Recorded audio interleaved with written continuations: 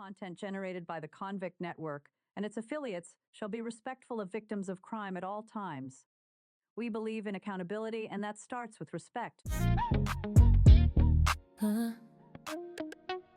Yeah. Let's go.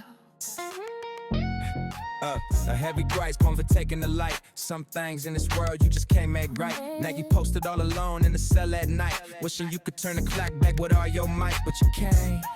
So what you gonna do? Stay the same? I changed some things. Well, look, it's gonna be hard. Matter of fact, you gon' need God and a little bit of luck to help you make it through. Cause don't nobody care about what you're trying to do. Prison is the coldest place, while simultaneously heat sparks will scorch your face.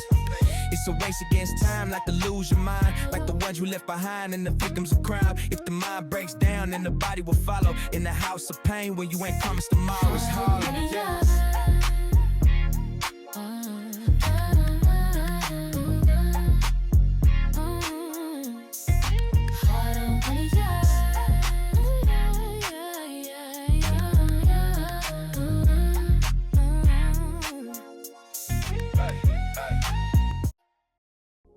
Hey, good morning, Chris. Thanks for tapping in. Good morning, Tom. How you doing, brother? All right, so we're going to get right to it. So in what year did you receive a life sentence?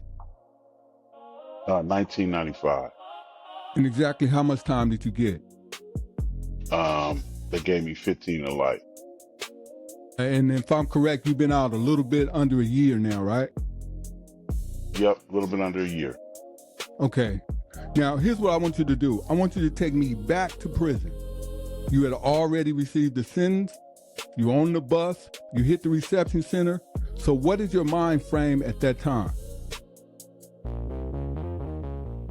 My mind frame at that time was, I got this life sentence. I probably ain't never going home. So I'm finna go in and do what I gotta do to survive. So my mentality at that time was just, I'm gonna go hard in the paint. I gotta make a name for myself and make sure cats stay up off me. So my mindset was just destructive right off the bat.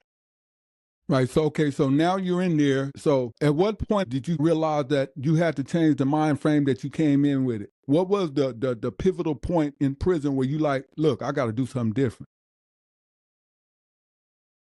The pivotal point for me was, oh man, it was probably like 17 years in, maybe a little, maybe 20 years in. And then I had always been a reactionary person. So I had got into a little incident. I had never felt bad about doing nothing in prison that I had to do to survive. Never felt bad for it. It was just a part of it. This particular incident, I happened to feel bad for the young man. And that was the point when I was sitting in the hole and I was back there after doing good for a little bit of time. That was the point that made me think about, like, man, what am I doing, man? What am I doing? Why do I keep going around in circles, back in the hole, you know? But I felt genuinely bad for the young man. And at that point, I was like, man, what do I got to do to change my life? Even if I'm not getting out, what do I got to do to change my life? It's a part of prison. Violence is a part of it, but when you become numb to that violence, that's when there's a problem with you and you don't even realize, because I didn't realize it at all until that point. And I was like, why am I feeling bad, man? And it kept playing through in my head when I'm sitting in there. And then the aspect of me having to write my family again from the whole play, that started playing a whole new reel in my head. And I was like, here we go again. So now I know my family's going to be like, here he go again, doing the same stuff. He ain't changed. And so for me, that was a pivotal point. And in making that point and changing, did you find it difficult? Was it very difficult for you to do something different? In the beginning, it was, because it was going against the norms. And then there's this mentality that, you don't want no one to think you soft. Dudes get this thing where, oh, he trying to change. He getting soft now. You know what I mean? Because he want to do something different. But for me, I started with one group.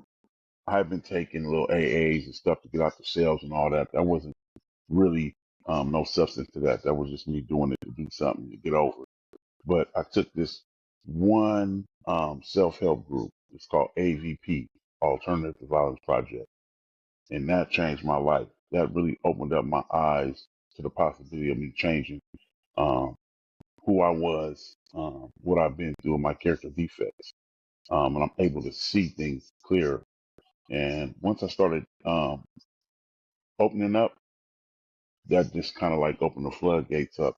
And I asked myself, do I want to better myself for me, or just stay the same person? My kids, my grandbabies, I want them to do better. So at that point, I started taking more and more classes, more and more groups, started to become more and more apparent to me that I'm susceptible to change.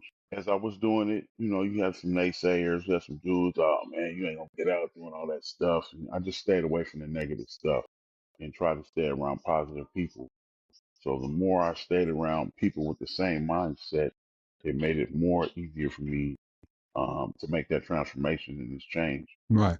I can dig it. And it's funny you say that about AVP, right? Because I took it. And I remember the first day when I took number one. I went in there, it was a bunch of, it was four little ladies, little old ladies, right?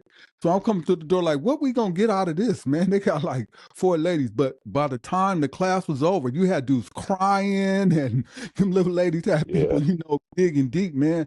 I think that's the most powerful self-help program that there is AVP, because it takes those dudes. You have to knock down all you got to open up. You have to open up. They don't allow yeah, you to stay closed up, and that was powerful. That was yeah. really powerful. At the end of that, I seen there's a bunch of room, some killers in the room. The level falling down, and I'm walking in, and we all looking hard and tough. And by Yeah, that, back then it was 3-day workshop. So by that third day, we was all broke down, and I'm like, I ain't finna cry. I see somebody, man, so I'm gonna hold mine. You know what I mean? Next thing you know, tears just come out of my eyes because you go deep, and some of that stuff that you uncover in there, it's trauma. So when you expose yourself to being vulnerable like that in a setting full of grown men that are, in society they say we the scum of the earth, right? And we just the worst of the worst. We in there really opening up with these ladies that come in and give their time and work with us. And I was in shock that like these ladies come here, they're not scared to be in a room with us, and pivotal for me to see other people of different cultures and backgrounds go through some of the same stuff I went through growing up. right. To go in there and see the other races and how people were able to open up. What was happening on the yard was on the yard, but once you got in there, it was a whole different get in. I remember one Yeah, time, oh, they had everybody to hold hands, and you see the room went silent, and you had to hold somebody's hand. I think they had to hold hands for like 5 minutes. yeah, Yeah, it was uncomfortable, but I'm glad I went through the process. When I came through the other side, I got to get a glimpse of what a whole and healthy individual looks like. yeah. You get to work through some stuff. I went back to the cell and I was kind of shook up, but I was trying to hold it in, walking, through the yard. And I want to, what I'm saying, I've been emotional. I ain't trying to let nobody see I'm emotional. I got Yeah, back to the cell. I'm like, man, woo, that was yeah, deep. And so that really opened the floodgates for me because I'm like, well, you know what?